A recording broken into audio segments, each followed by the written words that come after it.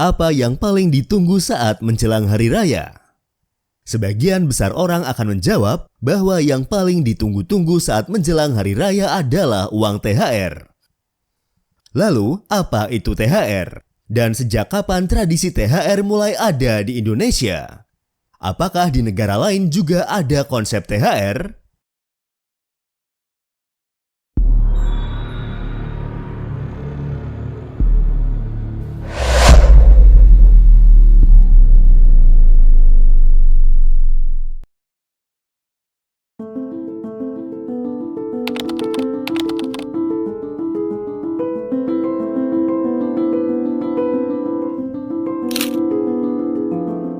THR adalah singkatan dari tunjangan hari raya.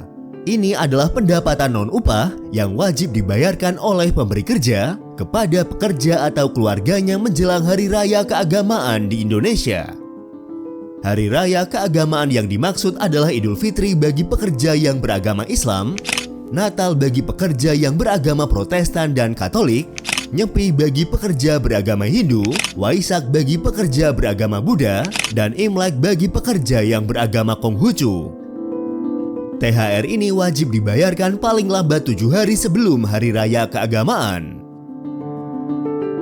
Pemerintah Indonesia sendiri telah menetapkan dasar hukum THR ini melalui Peraturan Menteri Ketenagakerjaan Nomor 6 Tahun 2016 tentang tunjangan hari raya keagamaan bagi pekerja atau buruh di perusahaan. Peraturan ini terdiri dari 13 pasal dan mulai diberlakukan saat diundangkan pada tanggal 8 Maret tahun 2016. Lalu, sejak kapan tradisi THR ini muncul di Indonesia?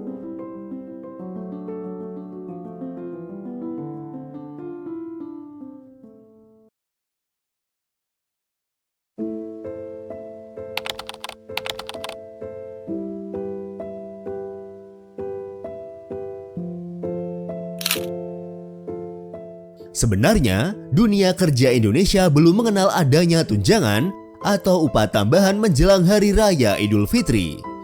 Namun, pada tahun 1951, Perdana Menteri ke-6 Republik Indonesia, Sukiman Wiryo Sanjoyo, menggagas program pemberian persekot untuk pegawai negeri sipil atau PNS yang saat itu masih dinamakan Pamong Praja. Sukiman adalah seorang politikus yang berasal dari Partai Masyumi, yang merupakan partai politik Islam terbesar di Indonesia selama era demokrasi liberal. Sejak tanggal 27 April tahun 1951 sampai tanggal 3 April tahun 1952, Sukiman Wiryo Sanjoyo menjabat sebagai Perdana Menteri Indonesia yang ke-6. Kabinet yang dipimpinnya dikenal dengan nama Kabinet Sukiman Suwiryo. Meski kabinetnya berumur pendek, yakni hanya 1 tahun dari tahun 1951 sampai tahun 1952, ia mewariskan beberapa program kesejahteraan bagi para pegawai pemerintah, termasuk tentang persekot lebaran. Tujuannya agar para pegawai pemerintah mendukung kebijakan dan program-program pemerintah. Kebetulan saat itu perekonomian dalam negeri Indonesia sedang dalam kondisi yang stabil, sehingga untuk meningkatkan kesejahteraan pegawai, pemerintah memberikan tunjangan hari raya. Besarnya tunjangan hari raya oleh pemerintah kala itu besarannya antara 125 hingga 200 rupiah atau sekitar 11 hingga 17,5 dolar Amerika Serikat. Nilai tersebut kalau dibandingkan dengan nilai kurs yang berlaku saat ini dengan nilai sebesar 1,1 juta sampai 1,7 juta rupiah.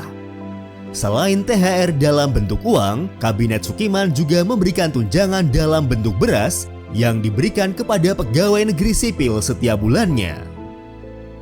Awalnya, konsep THR untuk PNS ini berbentuk persekot atau pinjaman di muka.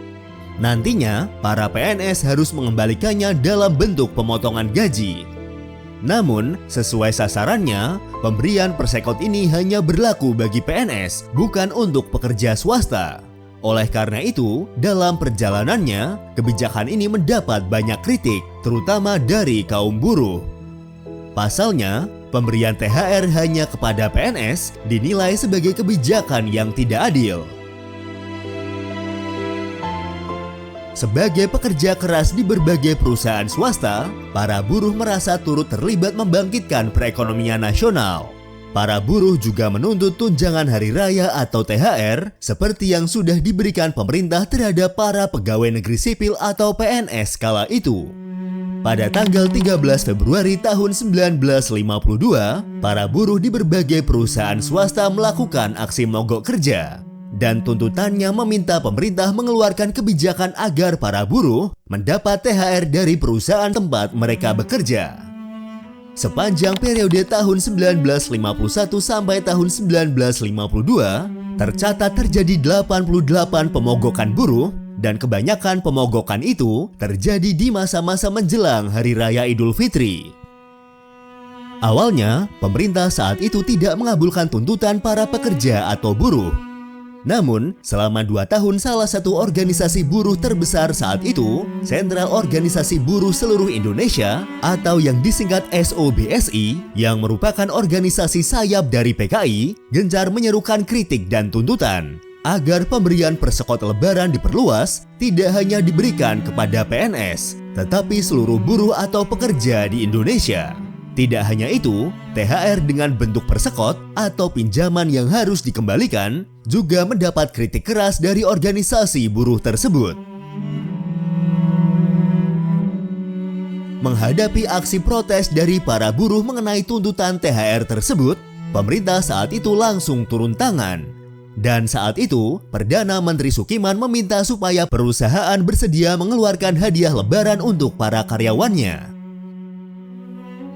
Pada tahun 1954, Menteri Perburuhan Indonesia yaitu SM Abidin mengeluarkan surat edaran nomor 3676/54 mengenai hadiah lebaran.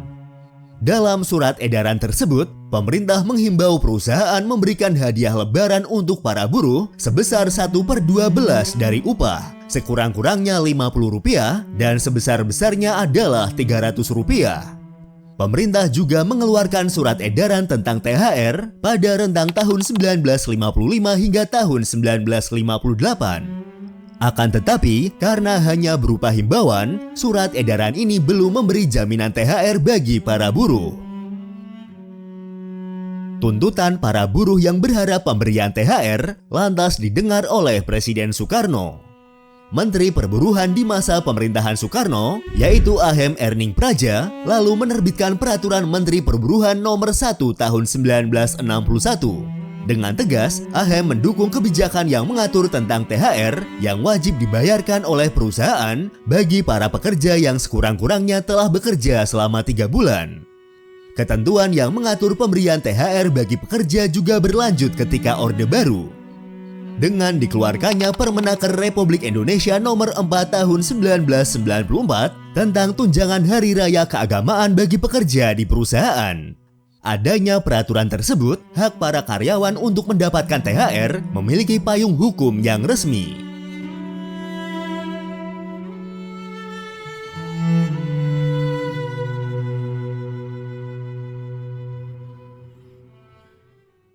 Itulah sedikit ringkasan sejarah tentang THR di Indonesia.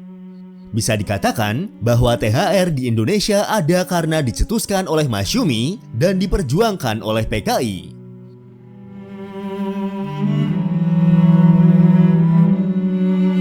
Lalu, apakah selain di Indonesia ada juga konsep seperti THR di negara ini? Meskipun tidak menggunakan istilah THR, konsep bonus tahunan yang diberikan oleh perusahaan kepada karyawannya sebagai bentuk penghargaan atas kinerja selama setahun juga diterapkan di berbagai negara. Dan berikut adalah beberapa negara yang memberikan bonus tahunan kepada karyawannya.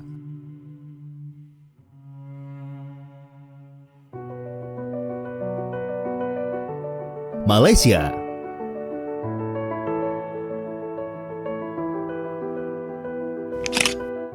Di Malaysia, tunjangan hari raya disebut sebagai bonus raya dan diberikan kepada karyawan sebagai bentuk bonus tahunan. Bonus ini biasanya diberikan sebelum Hari Raya Idul Fitri dan Natal.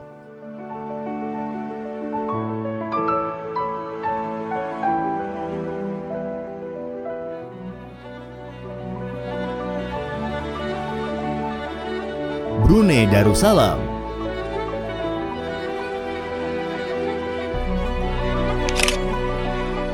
Di Brunei, karyawan sektor publik biasanya menerima bonus tahunan yang disebut sebagai wang ihsan pada akhir tahun Hijriah.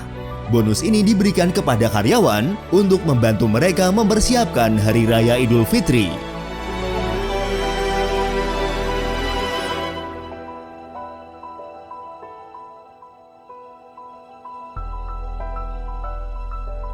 Arab Saudi.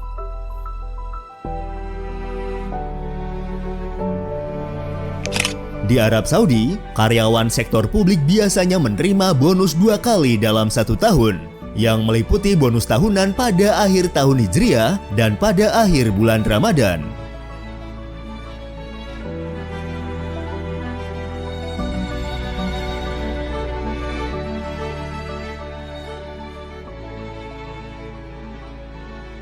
Amerika Serikat.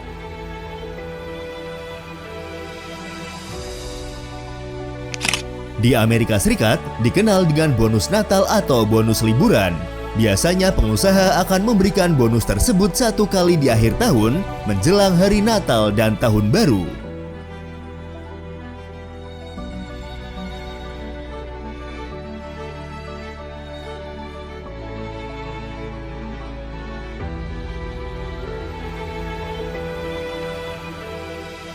Itulah beberapa contoh negara lain yang memiliki konsep hampir mirip dengan THR yang ada di Indonesia.